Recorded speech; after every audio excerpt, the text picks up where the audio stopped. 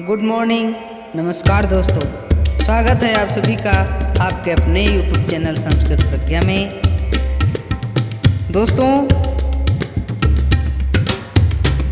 आज मैं पुनः आप सभी मित्रों के लिए हिंदी अलंकार प्रकरण से, इसके पहले वीडियो में आप लोगों ने पढ़ा था शब्दालंकार और शब्दालंकार के भेद।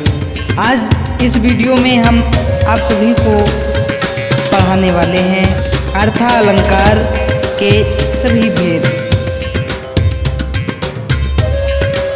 मित्रों, अर्थालंकार में पहला भेद है उपमा अलंकार।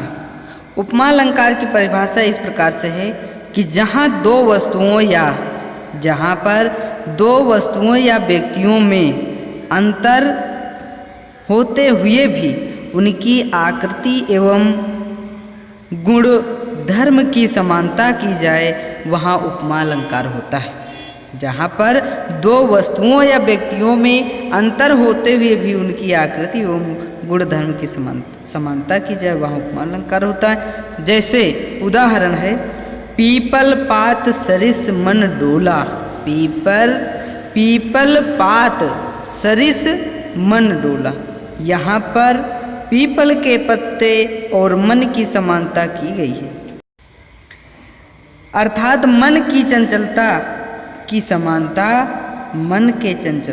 समानता पीपल के पत्ते के डोलने से की गई है, जबकि पीपल का पत्ता और मन दोनों ही अलग चीजें हैं, अतः यहाँ पर उपमा अलंकार होता है।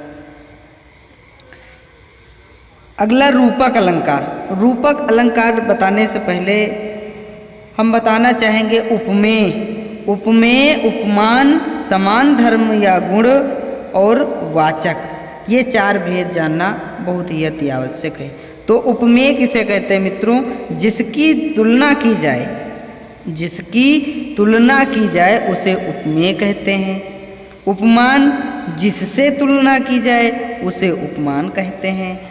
और समान गुण धर्म, जिस चीज की तुलना की जाए वो समान धर्म होता है।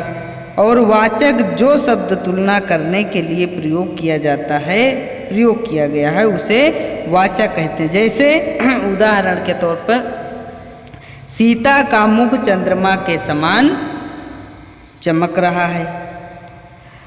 तो सीता का मुख उपमेय है और जिससे तुलना की जाए अर्थात चंद्रमा उपमान है। और सुंदरता, सीता के मुख की सुंदरता चंद्रमा की चांदनी से की गई है, तो ये समान गुण धर्म है। तो रूपक अलंकार, जहाँ उपमेय में उपमान का अभेद रूप से आरोप किया गया हो, वहाँ रूपक अलंकार होता है। रूपक अलंकार की परिभाषा है कि जहाँ उपमेय में उपमान का अभेद रूप से आरोप किया गया हो, वहाँ रूपक अलंकार होता है। उदाहरण के तौर पर, चरण कमल बंदो हरिराई।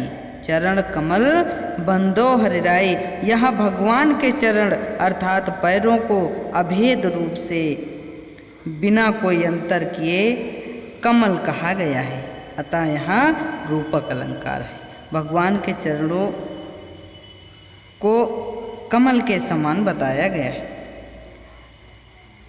अगला अलंकार है अतिशयोक्ति अलंकार।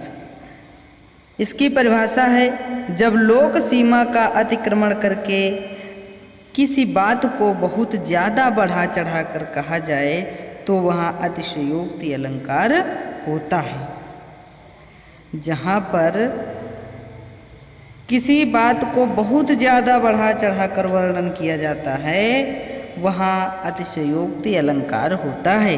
उदाहरण, पानी परात को हाथ छुओ नहीं। पानी परात को हाथ छुओ नहीं, नैनन के जल सो पग धोयो। यह उदाहरण उस समय का है जब सुदामा जी श्री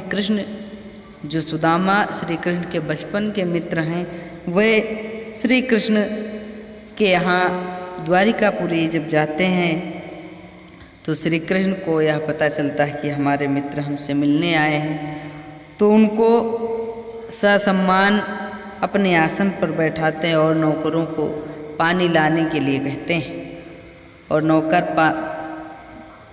परात में पानी को लाते हैं। तो कवि कहते हैं कि बिना पानी और परात को स्पर्श किए छुए ही नैनन के जल से पग धोयो। आंसुओं से ही श्री कृष्ण ने सुदामा के पैरों को धुल दिया। यहाँ कवियों ने बहुत ही बढ़ा चढ़ा कर वर्णन किया है। अतिशयोक्ति अलंकार यहाँ पर होता है। अगला अलंकार है उत्प्रेक्षा अलंकार। उत्प्रेक्षा अलंकार जहाँ उपमेय में उपमान की संभावना प्रकट की जाए, जहाँ उपमेय में उपमान की संभावना प्रकट की जाए वहाँ उत्प्रेक्षा अलंकार होता है। इसका उदाहरण है उस काल मारे क्रोध के, उस काल मारे क्रोध के तनु काँपने उसका लगा, मानो हवा के जोर से सोता हुआ सागर जगा। मानो मित्रों, इसकी और एक पहचान है कि जिस पंक्ति में मानो, जानो, मनहु, जनहु इत्यादि शब्दों का वर्णन हो तो वहाँ उत्प्रेक्षा अलंकार होता है। तो यहाँ इस उदाहरण में मानो शब्द आया है। यहाँ कवि ने कहा कि जब अर्जुन को क्रोध आया, ये उदाहरण कुरुक्षेत्र के मैदान का है जहाँ पर कौरव और पांडवों के बीच में युद्ध होता है, महाभारत का युद्ध होता है। तो अर्जुन को क्रोध आया तो क्रोध से उनका शरीर कांपने लगा। तो ऐसा माना जा सकता है कि हवा के ताकत से सागर की बहुत बड़ी बड़ी लहरें उठने लगी, लेकिन फिर भी कवि ने अर्जुन के क्रोध से सागर के उठने की संभावना प्रकट की है। अतः यहाँ उत्प्रेक्षा अलंकार होगा।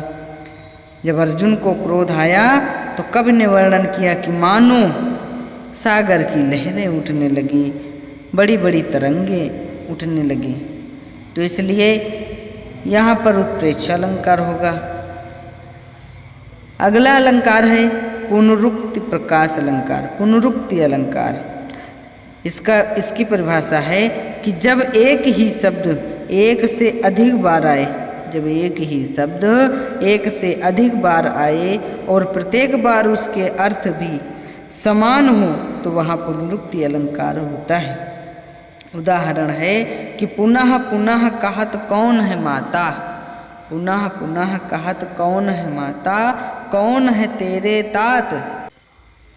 यहाँ पुनः शब्द का प्रयोग 2 बार हुआ है।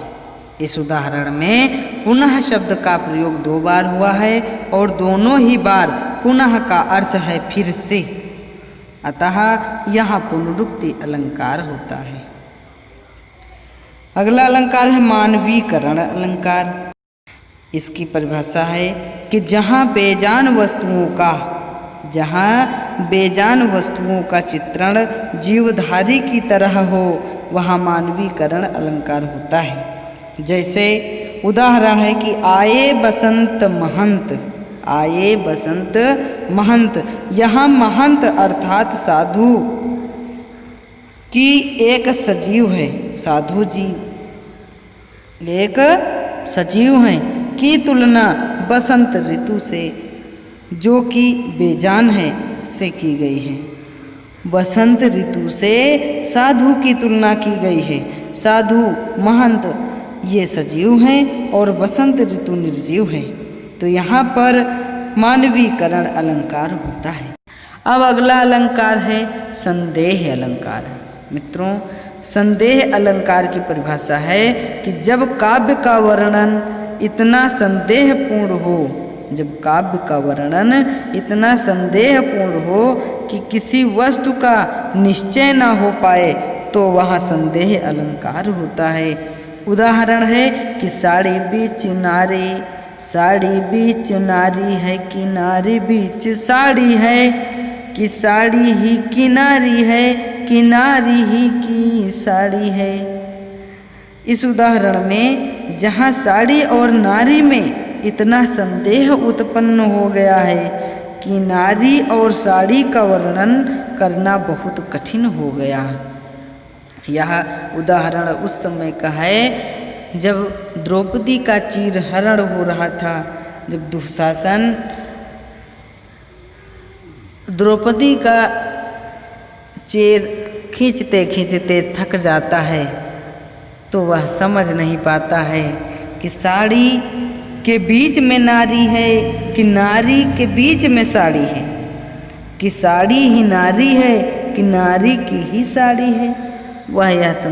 वहाँ पर संदेह अलंकार होता है, वह कुछ भी समझ नहीं पाता है। मित्रों, आशा करता हूँ कि आज का वीडियो आप सभी को पसंद आया होगा। ये थे अर्थालंकार। फिर किसी नए वीडियो के साथ मिलेंगे, तब तक के लिए नमस्कार।